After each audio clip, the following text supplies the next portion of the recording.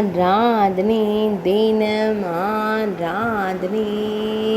ஆராதனை தினம் ஆராதனை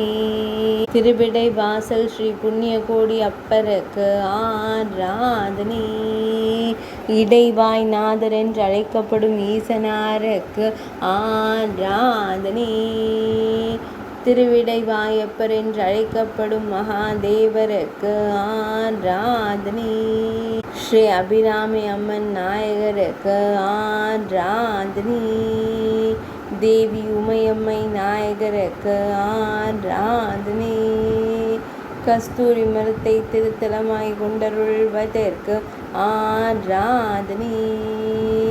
அரளி மரத்தை திருத்தல மரமாய் கொண்டருள்வதற்கு ஆராதனை புண்ணிய கோடி தீர்த்த கரையில் உறைவதற்கு ஆராதனை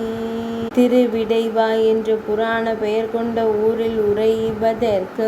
ஆராதனை திருவாரூர் மாவட்டத்தில் அருள்வதற்கு